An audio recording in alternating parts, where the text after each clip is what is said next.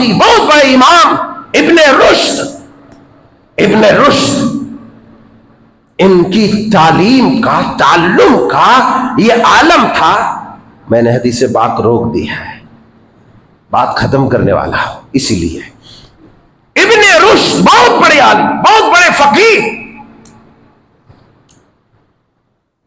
ان کی تعلیم اور تربیت کا معاملہ یہ تھا.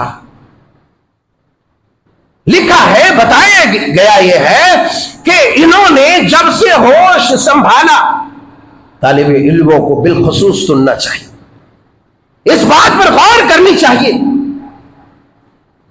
ابن رشد اتنے بڑے عالم، اتنے بڑے فقیہ کہ جب سے کہتے ہیں کہ ہوش سنبھالا، تب سے انہوں نے تعلیم و تعلم کا فریضہ انجام دیا، علم سیکھنا سکھانے کا کام کیا.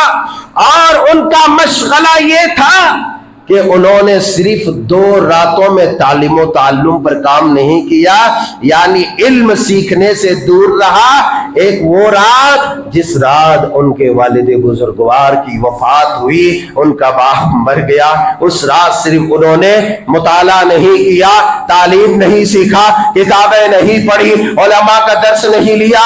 دوسری وہ رات تھی جب ان کی شادی کی پہلی رات تھی، وہ ایک رات تھی جب انہوں نے تعلیم و تعلم سے اپنے آپ کو منقطع کیا تھا. ورنہ کہتے ہیں کہ جب سے ہوش سنبھالا، پوری زندگی کوئی دن کوئی رات انہوں نے تعلیم و تعلم سے اپنے آپ کو خالی نہیں رکھا. لہذا معلوم یہ ہوا کہ بڑی سے بڑی قربانیاں علم حدیث کے لیے آپ کو دینا پڑے گی، علم تفسیر کے لیے آپ کو دینا پڑے گی. تب آپ شریعت کی حفاظت کے قابل بنیں گے، تب آپ مبلغ بنیں گے، تب آپ مدرس بنیں گے، تب آپ فقیہ بنیں گے، تب آپ محدث و مفسر بنیں گے، تب آپ قال اللہ اور قال الرسول کو کما حق بیان کرنے کے قابل بنیں گے. بصورت دیگر اٹکل پچو